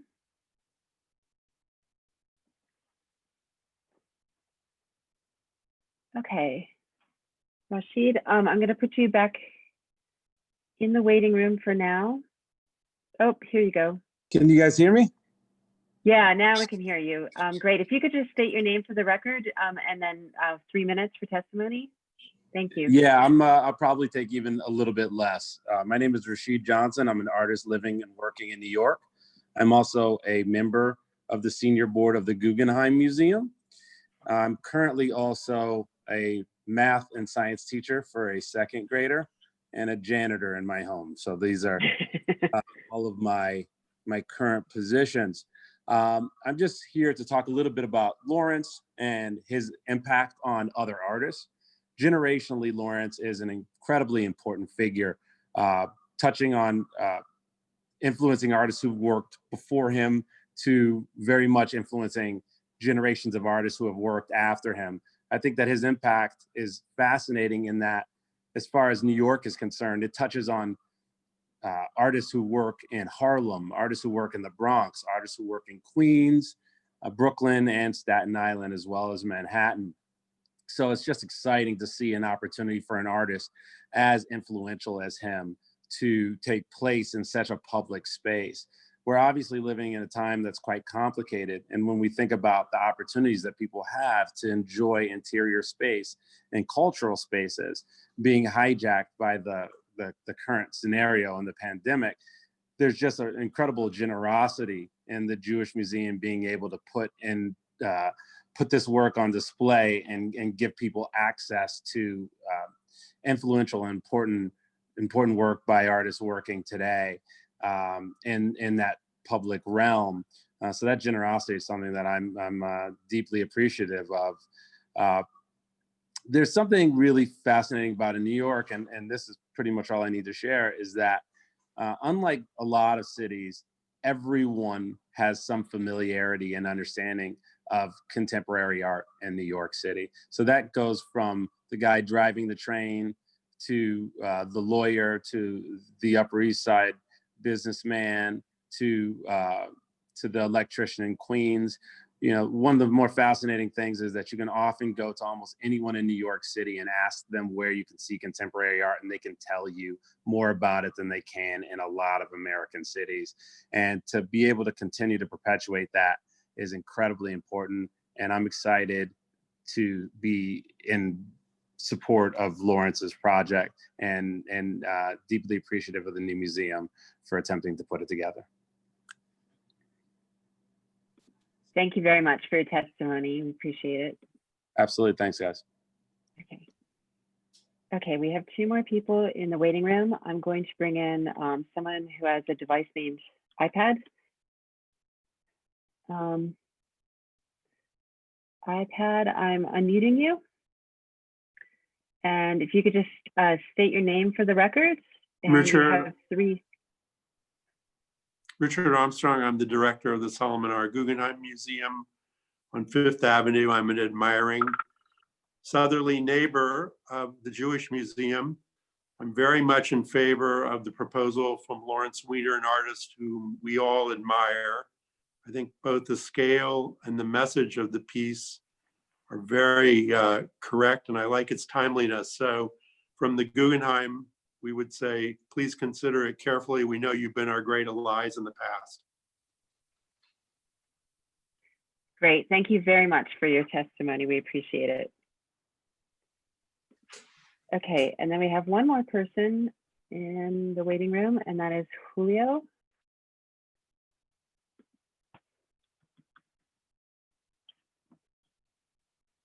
Julio, can you hear me?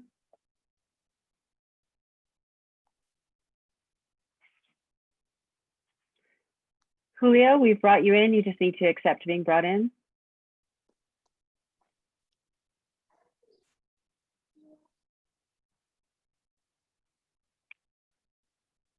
Okay, Julio, just need to accept being brought into our room.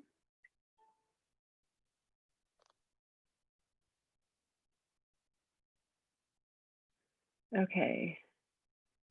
Last time, Julio.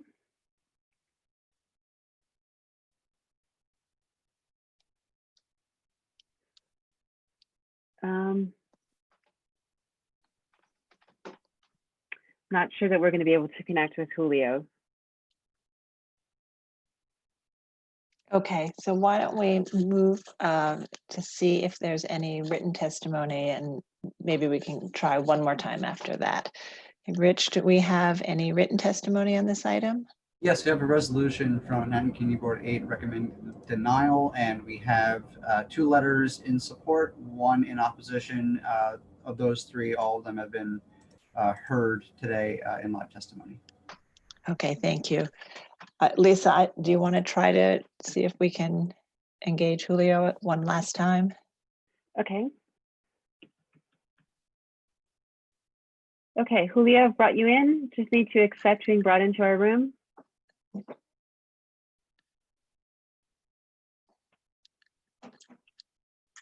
Okay, Julio. Not seeing any movement to accept being brought in, so I think we should probably move on. Okay, great, thank you. Okay, so now I'd like to just turn back to the applicant team and see if there are any final comments they'd like to make before we move into a discussion, or any response to some of the comments that were raised in the public testimony.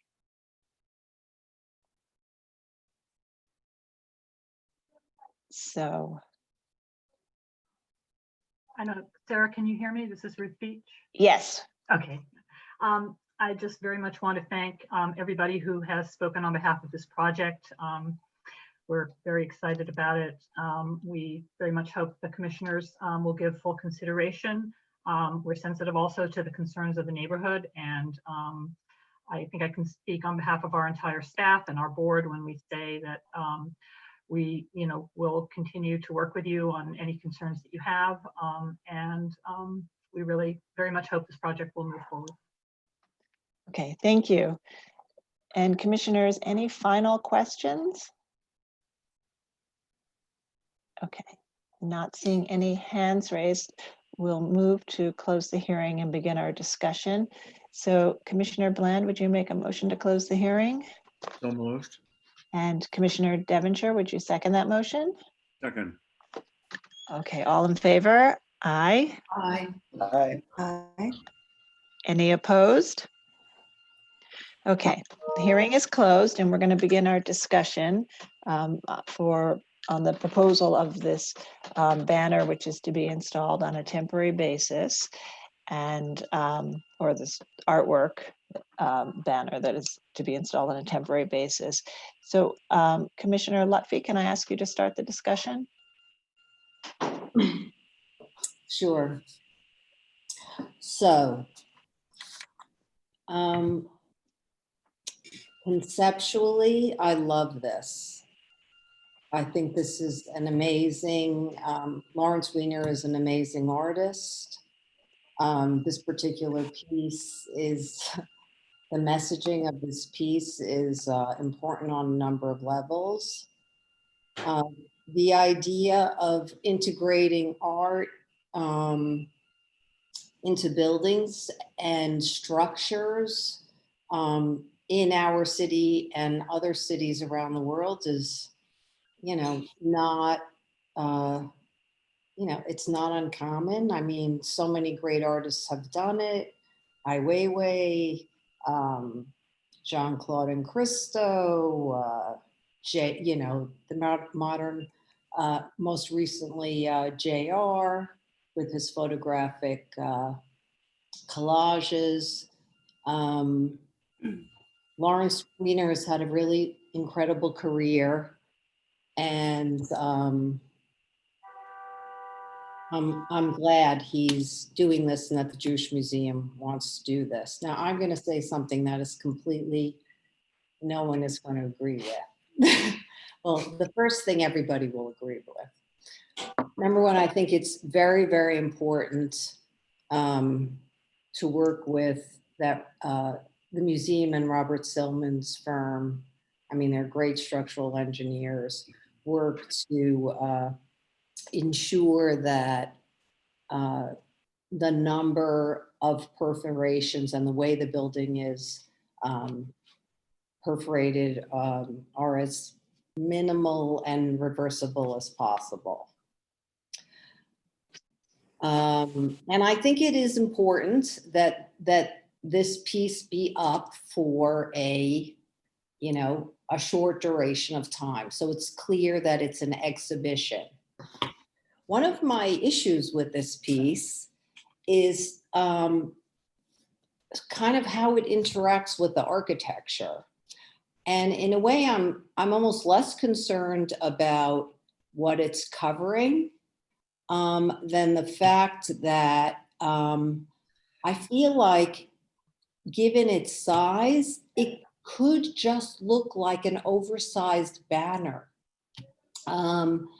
Given its proportions, that is there to not only represent the artist and what he's saying, but represent something that might be going on within the museum.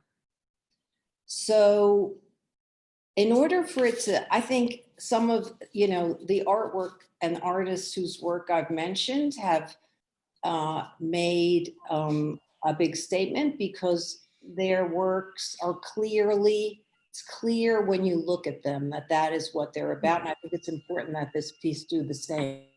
So I would recommend, and this is what I think nobody's going to agree with, that the piece actually take up a little more space on the building. And that I don't think that it should necessarily hit the street level the way that the piece on the Museum of Natural History does, but I think it should actually go up another story so that it is clearly a piece of art and not an oversized banner. That's it. Okay, thank you. Okay, Commissioner Bland. Darn, I thought you were going to go around the table the other way. Boy, have I gone back and forth and back and forth. I was going to start with saying I think I'm sounding like a Neanderthal. So many of my friends and people who I look up to in the art world testified. But I have been flipping back and forth on this. Let me just express a few things, kind of just stream of consciousness maybe. It's such an interesting problem that we face here. And I think it's, I hope when we go around the table, we'll kind of get at the heart of it all. It seems to me, and Jeannie just said it, when art and a building come in to close contact, not art in a building, but on a building, kind of the beginnings of the problems arise, particularly, I guess, for a Landmarks Commission. And the question is just, where is this public art? You know, I mean, it's not just on buildings. Sometimes it's in parks, very successfully. Sometimes not so much. Richard Serra downtown wasn't so successful. The Gates was fabulous, etc. So it's a real, this is a juicy issue. Jeannie's description of it's not big enough certainly did shock me. I was thinking it was a little too big, but I'm coming around to thinking maybe the whole thing is okay. I've worked with Silman since the first week I came to New York City in 1972, the man himself, and not just Nat and Oppenheimer and his colleagues at Silman. So I have the greatest of respect for their abilities. And I'm very happy to know that they're involved in this project. So, you know, ultimately it's the scale. Why shouldn't this thing just be, for instance, somehow removed from the building altogether and put on stanchions in front and then removed entirely without hurting the building? But that's not the proposal. The proposal here is to attach it to the building. And I guess I'm leaning toward, partly because of Silman's involvement and partly because it is very temporary. I don't think it should be up here. I mean, maybe 6 months is a long time in my judgment, but, and this is no disrespect at all for the artist or the message that the artist is bringing to us. Would I prefer this in some other spot? Yes, I would. I would love to see this maybe across the street in Central Park. But it's being proposed here, and I think I'm getting warm to the idea of it, particularly the reversibility. And again, the Silman involvement gives me more hope that going into those grout joints can be made really completely reversible. So there we go. Thank you. Commissioner Devonshire. To me, I think, it's the artist's statement. And I would never say, I'm sorry, Mr. Da Vinci, could you make that thing a little smaller? It's really sort of bugging me, the scale of it on the side of our building. I think there is an intent by the artist to have this thing be the scale that it is. For me, it is absolutely imperative, and I'm sure that Silman is capable of working this out, that every penetration occurs at a mortar joint, because any penetration through the stone when patched will not weather the same as the stone itself. And so I'm in favor of it. I'm in favor of the scale of it. Again, I will restate, it is imperative that every penetration, support penetration, takes place on a joint. Okay, thank you. Commissioner Goldblum. Michael Devonshire took the words right out of my mouth. I agree 100%. Sorry. What you just said. Okay, Commissioner Chapin. Yeah, I love, first of all, I really like the work. Obviously, the artist is a terrific artist. And I used to be in charge of public art in parks as the deputy commissioner in parks, and I loved that program. And I love everything about seeing art in our city.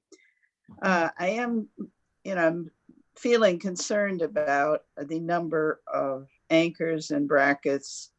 And I was kind of thinking that perhaps it should be just on the 1993 edition, where I would have less concern about it. If technically it can be done without damage to the facade, that's my real concern. And I don't know if it's possible to be just installing it in joints, as Commissioner Devonshire was asking. But I think that the proposal, it basically I totally support. My only question is really whether it can be done successfully without damage to the historic building. And if it can, I could approve it as presented. If not, I would want to see it reduced to just cover the part of the building that is 1993. Okay, thank you. Commissioner Holford Smith.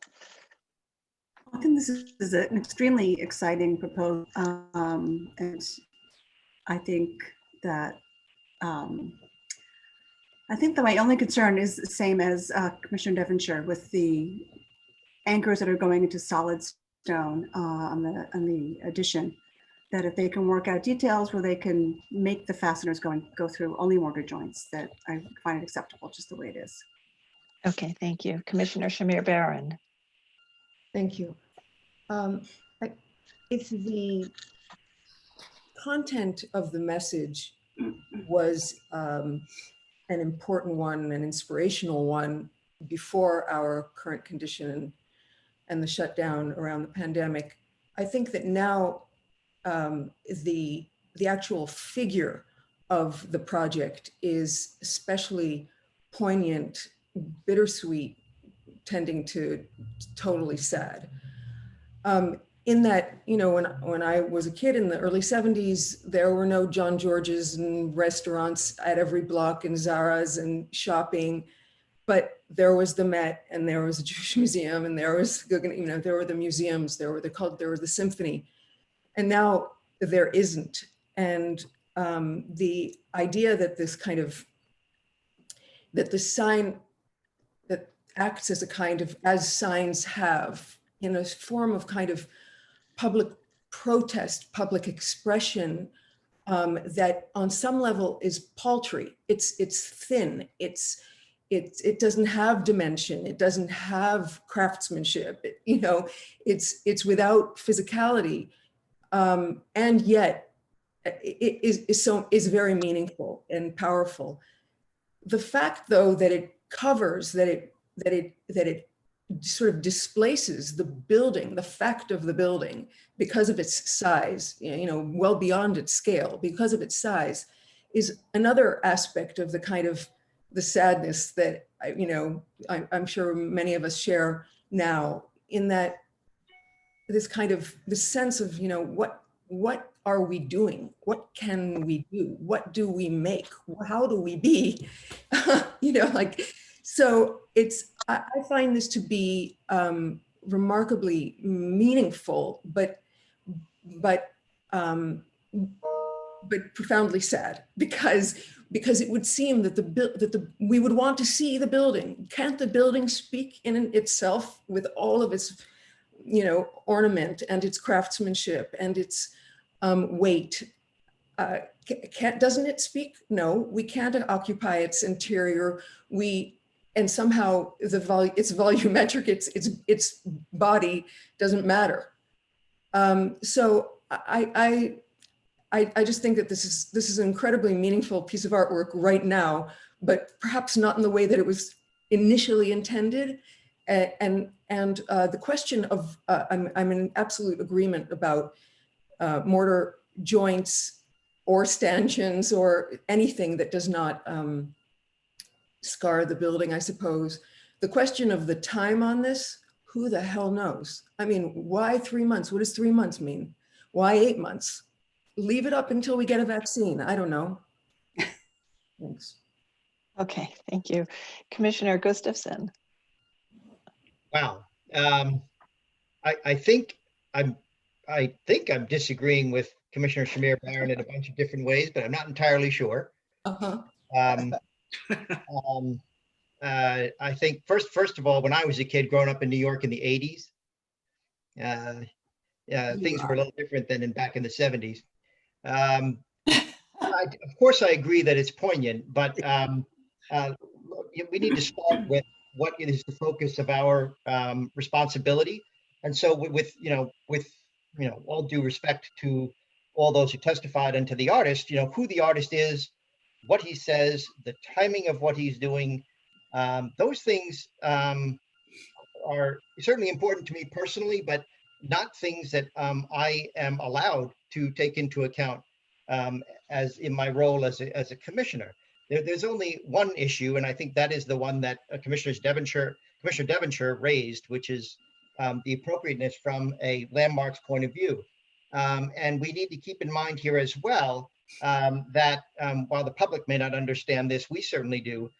This building is the subject of a 74-711, which is to say it is the owners have undertaken an obligation to maintain this building in A1 condition. And so that any damage to it is a big concern.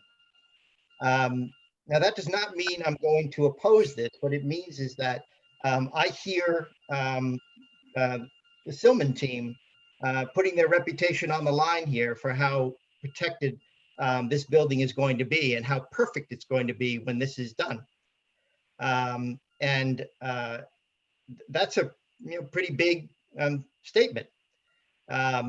So I do find it appropriate in terms of what's being done if it meets the Devonshire standard for the mortar joints. The length of time, again, I have the opposite view of Commissioner Schmier-Barron. I don't mind it covering as much of the building as they want it to cover, but the time period that it covers the building does matter. What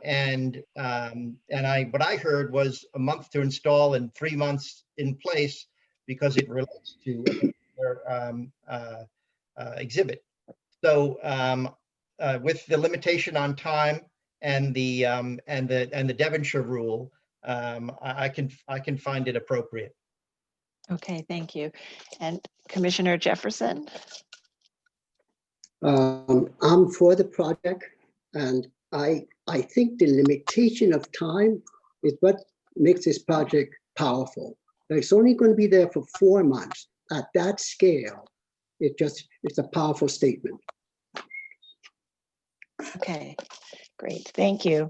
So I think this has been a really interesting discussion about art, landmarks, the public realm, our current times, and I think that there's a lot to unwrap there and to continue to think about and have a dialogue on. I do think at this point we have a consensus to approve it with the modification that the banner that the artwork be installed only into mortar joints and for the 4-month period of time that's being applied for. So I think we can go ahead and make that motion and then call the vote. And Commissioner Devonshire, would you make that motion?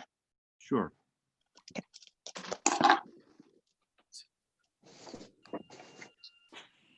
If I can make this thing move on my computer. Sarah? Yes. One other thing that I would say is if I was trying to imagine if Bob Silman was standing there and I was saying, Bob, what about anchoring this thing to the building? And he would turn and say, I don't know, Mike, what do you think? And frankly, I can't think of any firm, well, with a couple of very few exceptions, any firm that could not work out how to apply a support system with several point loads rather than one. There would not be another firm that could do it better than Silman can do it. And so I have absolutely no fear about that. Okay, that's great.